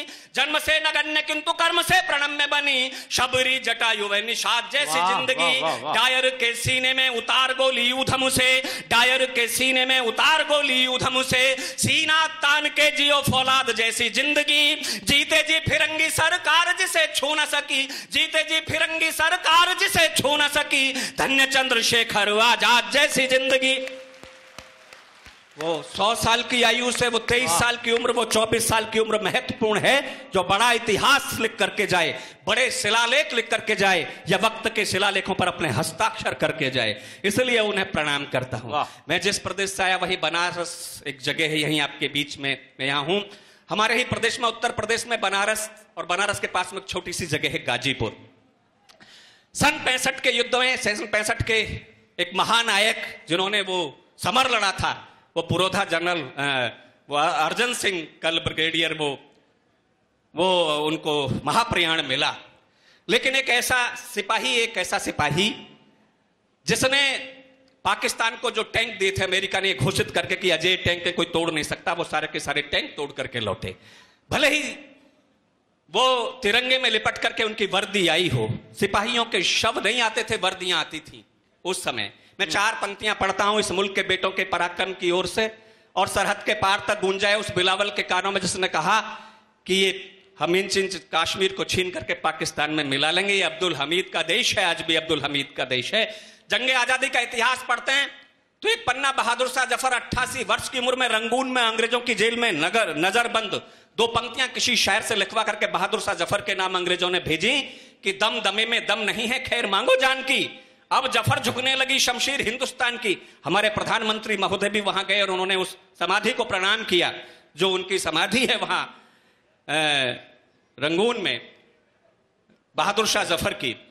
तो बहादुर शाह जफर ने कील उठाई, जेल की दीवारों पर उन 2 पंक्तियों में 2 पंक्तियां और शुमार की।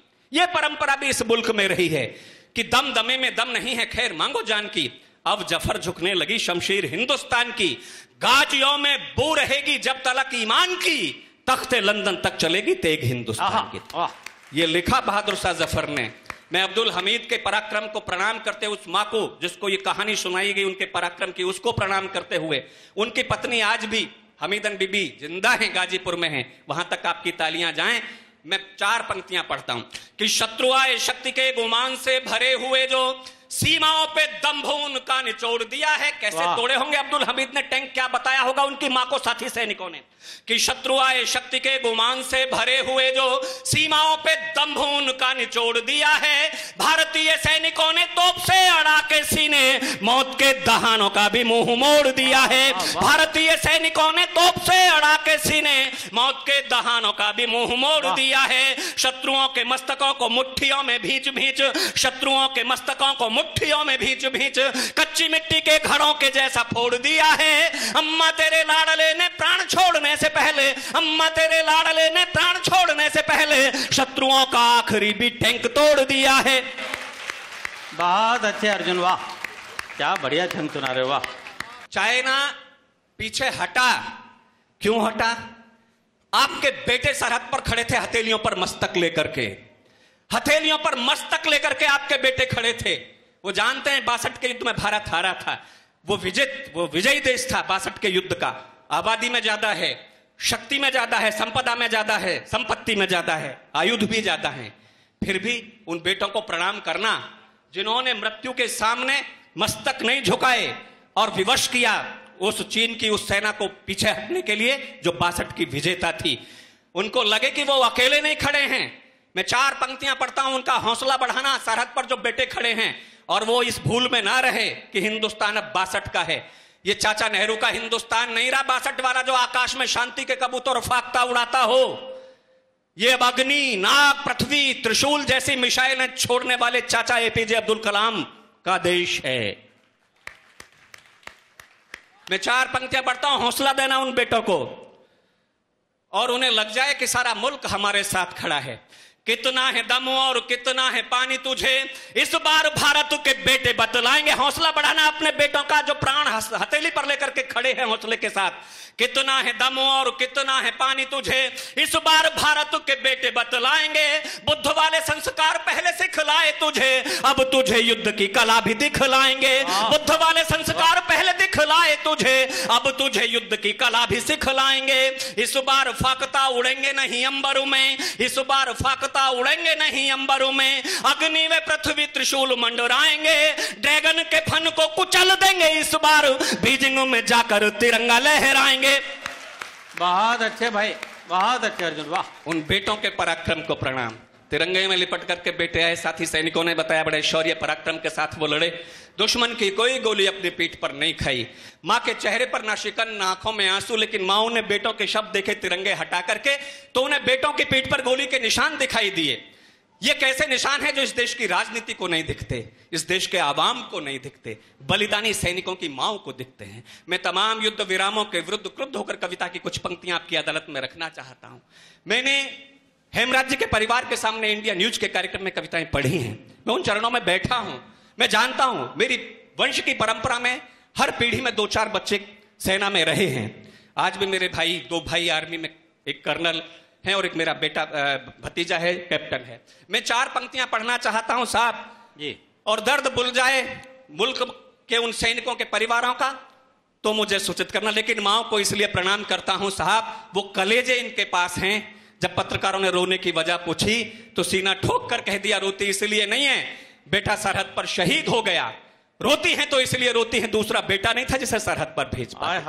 हो सकता है अमेरिका के पास में डॉलर की बहुत बड़ी ताकत हो, जापान के पास में टेक्नोलॉजी की बहुत बड़ी ताकत हो, लेकिन जो ताकत परमपिता परमात्मा ने हिंदुस्तान के बेटों को हिंदुस्तान की माओ के रूप में दी है, वो दुनिया के किसी देश के पास नहीं। अपने बेटे के शव से पूछती है उसकी पीठ पर निशान कैसा। मैं 4 पंक्तियां पढ़ता हूं। प्राण ले हथेली पर बढ़ता चला गया तू, सांस सांस भारती पे अपनी चढ़ाई है। प्राण ले हथेली पर बढ़ता चला गया तू, सांस सांस भारती पे अपनी चढ़ाई है। देश का जो मस्तक झुके ना ऐसा काम किया, दूध ना लजाया मेरी कोख ना लजाई है। देश का जो मस्तक झुके ना ऐसा काम किया, दूध ना लजाया मेरी कोख ना लजाई है।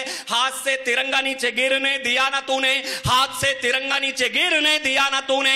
शत्रुओं की कोई गोली पीठ पे ना खाई है, पीठ पे निशान फिर कैसे आए गोलियों के, यह बात मेरे लाल समझ ना आई है। और मैंने बताया हमारे किसी सैनिक की पीठ पर कोई गोली का निशान नहीं था, लेकिन यह कैसा निशान है जो केवल शहीदों की माओ को दिखता है, सैनिकों की माओ को दिखता है। यदि सैनिक के शव में बोलने की शक्ति रही होती तो उसने तमाम युद्ध विरामों के विरुद्ध शायद ये शब्द बोले होते। कभी 3000, कभी 93,000 हमने वापस जाने दिए। वो कुलभूषण जाधव के लिए फांसी के फंदे बुनता है पाकिस्तान, हमने 1-1 लाख बंदी छोड़े। ये हमारी संस्कृति है। वरना हेमराजा सुधाकर के सर काटने वाला पाकिस्तान, यदि वो संस्कार हमने अपना लिए होते तो सन 71 के युद्ध में 93,000 के सर कलम करके ताबूत में बंद करके इस्लामाबाद भेजते। तब पढ़ता हूं सैनिक का शब्द बोलता था तो शायद दिल्ली की शांति वार्ताओं के विरुद्ध यह बोलता कि सिंधु ने दिवाला जल सारा लाल लाल हुआ, शत्रुओं के शोणित की धार वो बहाई थी। सिंधु ने दिवाला जल सारा लाल लाल हुआ, शत्रुओं के शोणित की धार वो बहाई थी। मौत की हमारी जिम्मेदार है हमारी दिल्ली, उनसे तो जीते अपनों से मात खाई थी। मौत, तालियां बजे तो फिर जिन लोगों तक बात पहुंचे उनकी सामूहिक तालियां बजे। मौत की हमारी जिम्मेदार है हमारी दिल्ली, उनसे तो जीते अपनों से मात खाई थी। पीठ पे हमारे ये निशान क्यों हैं गोलियों के, पीठ पे हमारे ये निशान क्यों हैं गोलियों के। जान ले समूचा देश चिट्ठी भिजवाई थी, चोटियों पे गाढ़ रहे जब थे तिरंगे हम, चोटियों पे गाढ़ रहे जब थे तिरंगे हम। पीठ पे हमारे गोली दिल्ली ने चलाई थी। बहुत तो अच्छे। सीज फायर हो गया, अर्जुन बहुत युद्ध अच्छे। विराम हो गया। सबको याद है 13 दिसंबर 2001 जब लाल किले साहब की भाषा बोलने वाले लोग इस मुल्क की राजनीति मेजों के नीचे छुपने की जगह खोज रही थी, तो जिस पीढ़ी को हम बच्चलन कहते हैं, यही पीढ़ी, यही नौजवान पीढ़ी अपना रक्त देकर के, अपने शीश देकर के विश्व के सबसे बड़े लोकतंत्र के मंदिर को गिरने से बचा रही थी। मैं 4 पंक्तियां इनके समर्थन में पढ़ता हूं। राजस्थान में एक छोटी सी जगह है नीम का थाना, 21 साल का बेटा सरहद पर शहादत दे गया। एक पत्र लिखा पत्नी के नाम सरहद से कि यूं तो तेरे इश्क पर ये जान भी कुर्बान है। आप कहेंगे क्या खास, क्या नया, क्या विशेष लिख दिया राजस्थान के बेटे ने। दूसरी पंक्ति को सुनकर के लगे कि जो राजस्थान के बेटे ने लिखा वो राजस्थान का बेटा ही लिख सकता है, हिंदुस्तान का बेटा ही लिख सकता है, तो उसे प्रणाम करना कि यूं तो तेरे इश्क पर ये जान भी कुर्बान है, पर मादरे वतन पर ये इश्क भी कुर्बान है। बहुत अच्छे। ये पीढ़ियां बच्चलन नहीं है। तब पढ़ता हूं कि पथभ्रष्ट होने का कलंक जो लगाया गया हमने वो आत्म बलिदान से मिटा दिया। पथभ्रष्ट होने का कलंक जो लगाया गया हमने वो आत्म बलिदान से मिटा दिया। देश की सुरक्षा हेतु देश की जवानियों ने सीमाओं पे बूंद बूंद रक्त को चढ़ा दिया। देश की सुरक्षा हेतु देश की जवानियों ने सीमाओं पे बूंद बूंद रक्त को चढ़ा दिया। गोलियों के आगे निज सीने हम मड़ाते रहे, गोलियों के आगे निज सीने हम मड़ाते रहे, संसद को एक भी ना घाव लगने दिया। और अगली पंक्ति आप तक पहुंच जाए, बेटों का दर्द आप तक पहुंच जाए, एक हाथ खामोश ना रहे। जो ज्ञात और अज्ञात, नाम और अनाम शहीद हैं उन तक आपकी तालियां पहुंचे, सैनिकों तक आपकी तालियां पहुंचे कि गोलियों के आगे निज सीने हम मड़ाते रहे, संसद को एक भी ना घाव लगने दिया। आप समझौतों वाली मेज पे ना जीत पाए, चोटियों पे हमने तिरंगा लहरा दिया। वाह वाह वाह वाह वाह वाह वाह वाह। 3 नारे नेताजी ने इस मुल्क को दिए, तुम मुझे खून दो मैं तुम्हें आजादी दूंगा, दिल्ली चलो दिल्ली दूर नहीं, और जय हिंद। इन नारों ने इस देश को आजादी के दिन दिखाए। मैं एक संस्थान में प्रिंसिपल हूं, अपनी जिम्मेदारी समझता हूं। कविता मेरे लिए केवल शौक नहीं है, कविता मेरे लिए एक आंदोलन है।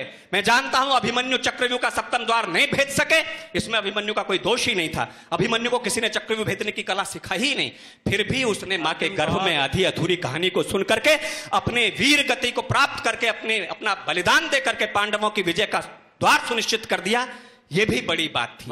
मैं 4 पंक्तियां पढ़ना चाहता हूं दोस्तों, नेताजी के नाम, जिन्होंने 3 नारे दिए, तुम मुझे खून दो मैं तुम्हें आजादी दूंगा, दिल्ली चलो दिल्ली दूर नहीं, और जय हिंद। इन नारों ने देश को आजादी के दिन दिखाए। लेकिन 70 वर्षों में इस देश की राजनीति की भाषा यह हो गई मानो इस देश की राजनीति इस देश के आवाम से कहना चाहती हो तुम हमें आजादी दे दो, खून तो हम तुम्हारा ले ही लेंगे।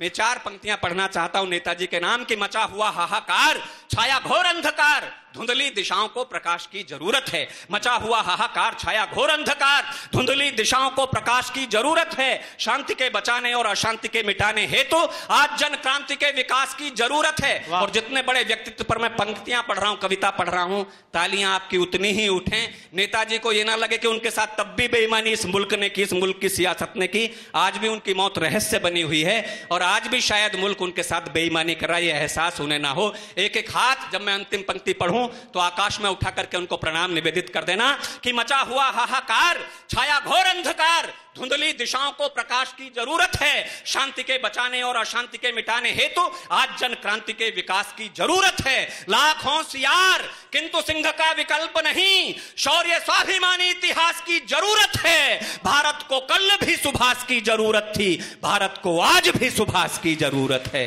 भारत को कल भी सुभाष की जरूरत है, भारत को आज भी। बहुत अच्छे।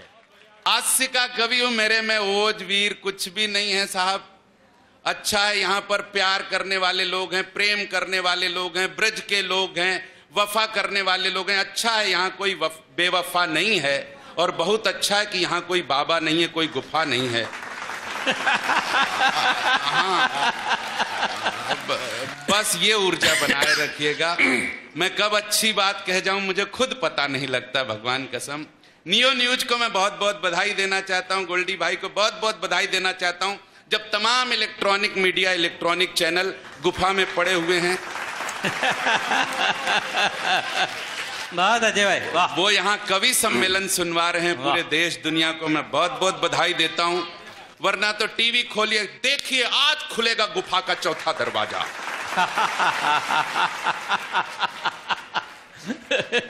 देखिए क्या निकलता है 5वें कमरे से। कहां है हनीप्रीत? कोई ये नहीं देख रहा है साहब, कहां हैं भूखे लोग, कहां हैं गरीब लोग, क्या बात, कहां हैं भूख से व्याकुल लोग। वाह। पूरा मीडिया इन दिनों हनीप्रीत को ढूंढने में लगा हुआ है और बाबा उसके बिना जेल में व्याकुल लगा पड़ा, और आप तालियां नहीं बजा रहे हो तो हम व्याकुल लगे पड़े हैं साहब। बस ये अशोक बहुत ये मस्ती बनाए रखिएगा साहब। डॉक्टर साहब बहुत अच्छा संचालन कर रहे हैं, भगवान इनको लंबी उम्र दे। हम लोग तो साहब हास्य के कवि हैं। हास्य का कवि पैदा कैसे होता है? उल्टे सीधे जवाब मिलते हैं, हास्य का कवि तैयार हो जाता है। लोग हमसे पूछते ही उल्टे सीधे सवाल हैं। एक आदमी हमारे पास चला है, बोले शादीशुदा महिला की क्या पहचान होती है? अरे मैंने कहा बहुत सिंपल है, जिसकी मांग में सिंदूर भरा हो और मंगलसूत्र यहां तक लटका हो, अलग पहचान में आ जाती, शादीशुदा है। बोले फिर पुरुष का कैसे पता लगता है? मैंने कहा जिसका मुंह मंगलसूत्र की तरह लटका हो अलग पहचान में आ जाता है। भाई साहब ये शादीशुदा है, इसकी फाइल सलट गई। शादीशुदा आदमी का कोई धर्म नहीं होवे साहब, वो मंदिर भी जाए, मस्जिद भी जाए, गिरजाघर भी जाए, गुरुद्वारे भी जाए, कहीं शायद शांति मिल जाए। एक शादीशुदा आदमी 3 साल हो गए थे, पत्नी खुश ना रहे, हंसे क्या मुस्कुराए तक नहीं, सूमड़े जैसी बैठी रहे कोने में। वो चला गया निर्मल बाबा के दरबार में। कमाल कमाल के बाबा साहब, लेट गया बाबा के चरणों में। बाबा कोई उपाय बताओ, पत्नी खुश रहे, मुस्कुराए, हंसे। बाबा बोले ऐसा कोई उपाय मुझे पता होता बेटा तो मैं खुद निर्मल बाबा काय को बनता। अरे बोले बाबा मजाक मत करो, बहुत टेंशन में हूं, भगवान कसम। निर्मल बाबा ने आंख बंद की, खोली, बोले बेटा पत्नी खाना बनाती? बोले हाँ बाबा बनाती। बोले बेटा रोज खाता? बोले हाँ बाबा रोज खाता हूं। बोले बेटा कभी उसके खाने की तारीफ की तूने? बोले ना बाबा ये तो कभी ना किया। बोले बस तो कृपा वहीं अटकी हुई है। वाह। एक बार तारीफ करना शुरू कर, कृपा आना शुरू हो जाएगी। वाह। उसको रास्ता मिला, रात की गाड़ी पकड़ के सुबह घर। पत्नी को बोला नाश्ता बना के लाओ। पत्नी भी प्यार से बोली क्या खाएंगे नाथ? वो बोला आलू के पराठे दही के साथ। पत्नी भी गई, 2 गर्मा गर्म आलू के पराठे बना के लाई, दही की कटोरी साथ में रख के लाई। पति ने जिंदगी में पहली बार भगवान की कसम खाया कम, तारीफ ज्यादा की। आधे घंटे खाया, 1 घंटे तारीफ की। जैसे ही नाश्ता खत्म हुआ, पत्नी ने आके 1 लात मारी, 3 फीट दूर गिरा। बोली नाश पीटे, 3 साल से मैं बना रही थी, तारीफ ना की, आज पड़ोसन से मांग के लाई तो तारीफ पे तारीफ किया जा रहा है। बहुत अच्छे अशोक सुंदरानी, वाह वाह। आपकी किस्मत अच्छी होनी चाहिए मथुरा के लोगों, वरना तो लात तो कहीं पर भी किसी की पड़ जावे साहब। मैं बहुत बहुत प्रणाम करता हूं। समय की अपनी मर्यादाएं हैं, बहुत बड़े लोग बैठे हुए हैं। एक कविता विशेष आपके बीच में रख देना चाहता हूं। हंसिएगा साहब, टेंशन कभी मत पालिएगा। टेंशन देना बहुत आसान काम है। कभी कभी लोग फोकट टेंशन में रहते हैं। आदरणीय बाबूजी सच बता रहा हूं, लखनऊ स्टेशन के बाहर निकला, एक आदमी बैठा था सर पे हाथ रखे। मैंने कहा क्या हुआ? बोले टेंशन में। मैंने कहा तेरे को किस बात का टेंशन? बोले यार एक बात बताओ सुंदरानी जी, जब कोई आदमी मरता है तो उसको लेके 4 आदमी जाते हैं। मैंने कहा ये तो गीता में लिखा है, रामायण में, महाभारत सब में लिखा है। बोले तो उसके पीछे कुछ लोग और जाते हैं। मैंने कहा हाँ जाते हैं। बोले मेरी ये समझ में नहीं आ रहा, मैं इस टेंशन में, जिस दिन आखिरी आदमी मरेगा उसको कौन उठा के ले जाएगा? अब साहब ये होता है फोकट का टेंशन, लेकिन लोग पालते हैं साहब। आप तनाव में मत रहिएगा, हंसिएगा, मुस्कुराइएगा, ठहाके लगाइएगा, क्योंकि हंसी ही एक ऐसा गुण है जो ईश्वर ने सिर्फ इंसानों को दिया। आपने आज तक नहीं देखा होगा कि कोई जानवर हंस रहा है। बाई दिवे कोई जानवर कहीं हंसता हुआ धोखे से दिख जाए तो पक्का मानेगा कि धीरे धीरे उसके आदमी होने की प्रक्रिया शुरू हो चुकी है। और मेरी बात सुन के अगर धोखे से भी किसी को, आपके बगल वाले को हंसी नहीं आए तो पक्का मानेगा कि धीरे धीरे आप लोग गलत समझ रहे हैं। आप लोग तालियां वालियां बजाते रहिएगा, बस ये मस्ती बरकरार रखिएगा साहब। टेंशन देना बहुत आसान काम है, हंसना थोड़ा मुश्किल काम है, हंसाना उससे मुश्किल काम है। किसी को टेंशन देना 1 मिनट नहीं लगता। कोई इधर से आ रहा, आप इधर से जा रहे हो, वो आपको नहीं जानता, आप उसको नहीं जानते, अगले को आपको टेंशन देना, आप 1 मिनट रुको उसके पास, प्यार से मुस्कुराओ और कॉन्फिडेंस के साथ बोलो भाई साहब नमस्ते और निकल लो। अगला शाम तक के लिए बुक हो जाएगा। कौन था, कहां मिला था, मैं क्यों नहीं जानता, शर्मा तो नहीं था, श्रीवास्तव तो नहीं था। आपने 1 मिनट खर्च किया और शाम तक का टेंशन दे दिया। इसलिए तनाव मुक्त होकर के सुनना, तालियां बजाने के लिए। इसलिए सारे कवि नहीं कहते कि तालियों से कोई कविता छोटी बड़ी हो जाती है। तालियां ही वर्तमान दौर में, तालियां बजाने को हम लोग इसलिए कहते हैं क्योंकि वर्तमान दौर में यही एक ऐसी चीज बची है जो सांप्रदायिक नहीं है। अरे वाह, बहुत अच्छी। ताली सुन लीजिए, ताली हिंदू बजाए, मुसलमान बजाए, सिख बजाए, ईसाई बजाए, ताली की आवाज एक जैसी आती है। ताली सिंधी बजाए, गुजराती बजाए, मराठी बजाए, सिख बजाए, ताली की आवाज एक जैसी आती है। और मेरे मथुरा के प्यारे लोगों, ताली तो इस बात पे उठे कि अमीर और गरीब आदमी की थाली में अंतर हो सकता है, लेकिन उसकी ताली में आज तक कोई अंतर नहीं होता है भाई साहब। इसलिए भी तालियां वालियां बजती रहनी चाहिए। एक कविता विशेष सुना देता हूं, माफ कीजिएगा, मीडिया की उपज है साहब ये कविता। मीडिया की उपज है साहब। आजकल का मीडिया इतना तेज, इतना तेज, इतना तेज कि इधर घटना घटी और अखबार में हाजिर, इधर घटना घटी और अखबार में छपी। अब तो कभी कभी घटना इंतजार करती हैं कि अखबार में छपे तो हम घटें। वाह। मुझे एक छोटी सी घटना याद पड़ती है। एक बार एक जंगल में एक बंदर अपनी बंदरिया को अपनी बहादुरी के किस्से सुना रहा था। बंदरिया भी बड़े ध्यान से सुन रही थी। जब सुनते सुनते बोर हो गई तो बंदर से कहा, इतना ही बहादुर है तो नीचे शेर बैठा, उसकी पूंछ मरोड़ के दिखा। अब साहब जो बंदर अपनी बंदरिया की बातों में आ जाते हैं नहीं, आप लोग तो जरूरत से ज्यादा समझदार हैं साहब। वो ऐसा भी कर लेते। बंदर आया ताव में, नीचे उतरा, शेर की पूंछ मरोड़ दी। शेर ने सोचा कोई ताकतवर जानवर होगा, तब तो ऐसी बदतमीजी कर रहा। आंख खोल के देखा तो बंदर, शेर का दिमाग खराब हो गया। उसने लाल लाल आंखें करके बंदर को दौड़ा दिया। अब बंदर आगे आगे, शेर पीछे पीछे, जाए तो जाए कहां। भागते भागते जंगल खत्म हो गया तो बंदर एक गांव में घुस गया। गांव में कहां जाए तो देखा एक टेलर मास्टर अपनी मशीन छोड़ के चला गया था। मशीन पर अखबार रखा था, अखबार के ऊपर चश्मा। बंदर को जान बचाने का कोई तरीका नहीं सूझा तो उसने चश्मा लगाया और पूरा अखबार सामने करके बैठ गया। अब शेर आया तो भटक गया क्योंकि बंदर पूरा अखबार में ढक गया। तो उसने टेलर मास्टर के धोखे में शेर ने बंदर से ही पूछा, क्यों भाई, तुमने इधर से एक बंदर को भागते देखा क्या? तो बंदर ने भी अखबार पढ़ते पढ़ते अखबार के पीछे से जवाब दिया कि वही बंदर जिसने अभी कुछ देर पहले शेर की पूंछ मरोड़ी। तो शेर हैरान रह गया, बोले छप गई क्या गुरु? इतना तेज मीडिया साहब, बहुत अच्छे कि जंगल का राजा शेर तक डरता है साहब उससे। तो मीडिया की उपज। तो ये कविता भी वहां से जन्म ली कि जब अमेरिका के पिछले राष्ट्रपति जॉर्ज बुश इराक के दौरे पर गए तो एक इराकी पत्रकार जैदी ने उन पर जूता फेंक दिया। पता नहीं किस बात पे गुस्सा था साहब, फेंक दिया जूता। बुश जूता 6 महीने तक दिखा टीवी पर। लोगों ने जूते को कहा, यार कमाल है यार, इस समय तो तुम दिख रहे हो टीवी पे। बुश पर वो जूता पड़ने के बाद अपने हिंदुस्तान में एक क्रम चला, कभी इस पर, कभी उस पर, कभी इस भ्रष्ट नेता पर तो कभी उस भ्रष्ट नेता पर। अभी 10 महीने पहले कांग्रेस के एक नेता को दिखाया गया, चला गया। मैं नाम नहीं लेना चाहता वरना आप समझ जाएंगे कि मैं जनार्दन द्विवेदी की बात कर रहा हूं। नहीं, मैं नाम नहीं लिया करता।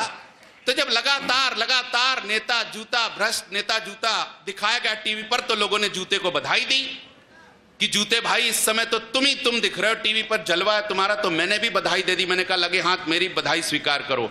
मेरा इतना सुनना था कि जूता रोया फूट फूट कर। मैंने कहा क्यों रो रहा है? बोले तमाम लोगों ने बधाई दी, अफसोस नहीं हुआ, लेकिन अशोक सुंदरानी जब तुम्हारे जैसा कवि मुझे इस बात के लिए बधाई देता है तो दिल टूटता है। और आज तक हिंदुस्तान के किसी कवि ने मुझे कविता लिखने का विषय ही नहीं समझा साहब। तुम ऐसी जगह जा रहे हो, ऐसे प्लेटफॉर्म पे जा रहे हो जहां से शायद तुम्हारी बात पूरा देश और दुनिया सुने। मेरे मथुरा के अच्छे लोगों, एक पल के लिए मान लें कि जूता आपसे बात कर रहा है। जूते का दर्द, अशोक सुंदरानी की जुबानी। एक छोटा सा निवेदन, पिछले 14 साल की काव्य साधना ने मां सरस्वती ने या कहें भगवान श्री कृष्ण ने इससे अच्छा मुझसे कुछ नहीं लिखवाया। सर्वश्रेष्ठ आपको सौंपता हूं, बस ये मान लें कि जूता आपसे बात कर रहा है। कोई बात अच्छी लग जाए तो कलेजे में ठग से तो तालियां मांगता हूं आपसे। तालियों का महोत्सव उठे कि हम कभी, बहुत अच्छा सुन रहे हैं साहब, नियो न्यूज को फिर से बधाई देता हूं कि हम कभी कपड़ों से कभी चमड़ों से मढ़े गए। 2 ही 3 चीजों से बनता है जूता, ब्रज में बताने की जरूरत नहीं है। कि हम कभी कपड़ों से कभी चमड़ों से मढ़े गए। किसी का बहुत प्यार आया तो तो हम सितारों में भी जड़े गए। हमने आदमियों की तरह कभी फर्क नहीं रखा अपनों में और गैरों में। हम जितने समय तक भी रहे ईमानदारी के साथ रहे लोगों के पैरों में। हमने नुकीले पत्थरों का दर्द भी अपनी छाती पर सहा, लेकिन प्रतिरोध के स्वर में कभी भी एक शब्द उफ का नहीं कहा। आप लोगों ने इतने लंबे समय के त्याग, तपस्या और बलिदान का हमें ये क्या सिला दिया। हमें कोई पुरस्कार देने के बजाय उल्टे हमारा कलेजा ही जला दिया। और हम अब तक आशिकों पर पढ़कर ही बहुत खुश थे यार, फिर हमें क्यों इन नेताओं पर चला दिया। वाह वाह वाह वाह वाह वाह भाई प्रणाम करता हूं, क्या शुरुआत दी है आप लोगों ने। मुझे तो ऐसा लगता है आगे चल करके तालियों का परमाणु विस्फोट डाल देंगे आप मेरी झोली में कि हम अब तक आशिकों पर पढ़कर ही बहुत खुश थे यार, फिर हमें क्यों इन नेताओं पर चला दिया। क्या समझते हैं आप कि इससे घटा इनका सम्मान है? नहीं भाई साहब, दरअसल ये सरासर हमारा अपमान है। वाह वाह। तालियां गलत जगह पर उठ गई आपकी, पहले उठ गई तालियां तो मांगता हूं अगली पंक्ति पर आपसे पूरे मथुरा के लोगों से। क्या समझते आप कि इससे घटा इनका सम्मान है? नहीं भाई साहब, दरअसल ये सरासर हमारा अपमान है, उड़ाया गया हमारा उपहास है, क्योंकि इन भ्रष्ट नेताओं से ज्यादा गौरवशाली हमारा इतिहास है। वाह, बिल्कुल सही, बिल्कुल सही। वाह। और अब इतिहास संभालें। कुछ मातृशक्ति बैठी है, मेरी माताएं बहनें बैठी है, नौजवान बैठे हैं। एक नाजुक एहसास सौंपता हूं जूते के माध्यम से, अगर वो आपके पास तक पहुंचे तो तालियां यहां तक पहुंचे कि उड़ाया गया हमारा उपहास है, क्योंकि इन भ्रष्ट नेताओं से ज्यादा गौरवशाली हमारा इतिहास है। हम स्कूल जाते हुए बच्चे की प्रथम चाह बने। हमने पहुंचाए लोगों के पैरों को हमेशा आराम। हम नहीं कभी भी किसी के लिए आह बने। हमने खोजी खेतों के बीच में से भी पगडंडियां, लड़खड़ाते कदमों की हमेशा राह बने। और हम ही थे जो जीजा और साली के मधुर रिश्तों के प्रारंभ के प्रथम गवाह कि हम ही थे जो जीजा और साली के मधुर रिश्तों के प्रारंभ के प्रथम गवाह बने। अगली दो पंक्तियां यहां नहीं पढ़ी जाएंगी तो कहां पढ़ी जाएंगी। हम ही थे जो जीजा और साली के मधुर रिश्तों के प्रारंभ के प्रथम गवाह बने। हमने सर्दी की चुभन और गर्मी की तपन, हमने सर्दी की चुभन और गर्मी की तपन दोनों को बराबर सह के लोगों को उनकी मंजिलों तक पहुंचाया। और जब हम उतरे मर्यादा पुरुषोत्तम प्रभु श्री राम के चरणों से, तो अयोध्या का शासन 14 वर्ष तक हम ही ने चलाया। वाह वाह वाह वाह वाह, अशोक सुंदरानी कमाल। वाह वाह। जब हम उतरे मर्यादा पुरुषोत्तम प्रभु श्री राम के चरणों से खड़ाऊ की शक्ल लेकर, तो अयोध्या का शासन 14 वर्ष तक हम ही ने चलाया। कि आजादी के बाद, एक लंबे संघर्ष के बाद, महात्मा गांधी जी के प्रयास से कहें या अंबेडकर जी के प्रयास से या तमाम संतों के प्रयास से, एक लंबे संघर्ष के बाद मिला दलितों को, पीड़ितों को, शोषितों को, हरिजनों को, एक लंबे संघर्ष के बाद मिला आप लोगों का प्यार, मंदिरों में प्रवेश कर भगवान के दर्शनों का अधिकार। तो भाई साहब, हमने तो सदियों से बिना किसी स्वार्थ के अनवरत लोगों को मंदिरों की सीढ़ियों तक पहुंचाया। फिर हमारा क्या गुनाह था जो मंदिरों में प्रवेश कर भगवान के दर्शनों का अधिकार हमें आज तक नहीं मिल पाया। वाह वाह वाह वाह। फिर हमारा क्या गुनाह था जो मंदिरों में प्रवेश कर भगवान के दर्शनों का अधिकार हमें आज तक नहीं मिल पाया। तो आप सब तर्क देंगे कि हमारे ऊपर थोड़ी सी धूल, थोड़ी सी मिट्टी, थोड़ी सी गंदगी है, इस कारण मना है मंदिरों में प्रवेश और वर्जित खुदा की बंदगी है।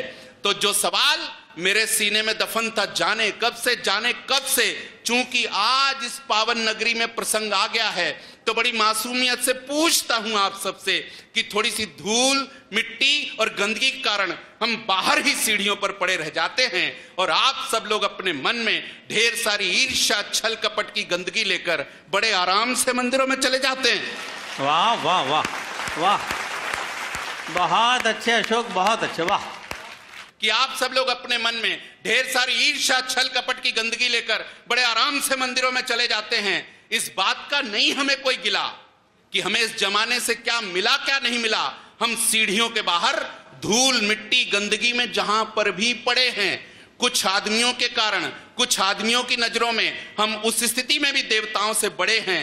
ये बात जूता छाती ठोक कर कहता है, क्योंकि मंदिरों में प्रवेश कर भगवान के दर्शन करते समय अधिकांश लोगों का ध्यान जूतों पर ही रहता है। अधिकांश लोगों का ध्यान भगवान से ज्यादा हम जूतों पर रहता है, क्योंकि उन सब का मानना है प्रत्येक क्षण, प्रति पल कि भगवान के दर्शन आज करो या कल, भगवान तो यही मिलेंगे। समझदार दर्शनार्थी वही होते हैं मेरे मथुरा के लोगों, वाह, जो नए जूते चप्पल पहन करके मंदिरों में जाते हैं तो अपने जूते चप्पल उतार कर ऐसी जगह रखते हैं जहां से भगवान भी दिखे और जूते भी दिखे। कविता का क्लाइमैक्स, कविता का उपसंहार आपके हवाले करता हूं। तालियों की थोड़ी सी ऊर्जा अपने लिए नहीं वरन उसके लिए मांगता हूं जिसका जिक्र है। बहुत अच्छा। विदाई दीजिएगा साहब की कोई फर्क नहीं पड़ता, आश्वस्त हूं मैं, कोई फर्क नहीं पड़ता कि हम कहां कहां नहीं पहुंचे। हमें तसल्ली और खुशी इस बात की है कि हम कहां कहां पहुंचे। हम लोगों के मकान, लोगों की दुकान, लोगों के कारखाने, लोगों की मिल तक पहुंचे। भाई साहब हम ही थे जो जिद पर आए तो लोगों के जिगर, लोगों के दिल तक पहुंचे। और जब हम पड़े हिंदुस्तानी सैनिक के पैरों में तो दुश्मनों को खदेड़ने कारगिल तक आए हाय, आए हाय, वाह वाह वाह वाह वाह। पड़े पड़े पड़े पड़े पड़े पड़े पड़े पड़े। और मांगता हूं आपसे विदाई, अगर आपके अंदर का कहीं अन्ना फट पड़े, भ्रष्टाचार के विरोध में कहीं आवाज उठे तो तालियों की ताल में सम्मिलित कीजिएगा। मेरा अपना दर्द है साहब कि जब हम पड़े हिंदुस्तानी सैनिक के पैरों में तो दुश्मनों को खदेड़ने कारगिल तक पहुंचे। भरोसा था हमें, विश्वास था हमें, जब तक हम हिंदुस्तानी सैनिक के पैरों में हैं दुश्मन सैनिक हमारे भारतीय सैनिक का कुछ भी नहीं बिगाड़ पाएगा। हमारा सैनिक एक हाथ में तिरंगा और बंदूक लेकर जरूर जरूर सरहद के उस पार जाएगा, लेकिन तभी मेरे विश्वास की किरण गहरे अंधेरे में कहीं जाकर के फंस गई। दुश्मन सैनिक की एक गोली आई और मुझे और मेरे विश्वास को चीरती हुई उस भारतीय सैनिक के पैरों में धंस गई। तब पहली बार समूचा ये गरिमा में सदन माफ करे मुझे, तब पहली बार समस्त जूता संस्कृति को भूलकर पहली बार मेरी जुबान पर कोई बड़ी भद्दी सी गाली आई थी, क्योंकि किसी भ्रष्ट नेता ने मेरी खरीद तक में दलाली खाई थी। बहुत अच्छे, वाह वाह वाह वाह वाह वाह। पहली बार, पहली बार, पहली बार, पहली। इसके बाद भी भाई साहब ये जहां हैं भले हैं चंगे हैं। इन्हीं के कारण देश की आधी आबादी के लोग भूखे हैं, नंगे हैं। इन्हीं के कारण सारे झगड़े, फसाद और दंगे हैं। दंगा इनके लिए सिर्फ कुर्सी का खेला है और इन दंगों को मासूमों ने और हम ही ने सबसे ज्यादा झेला है।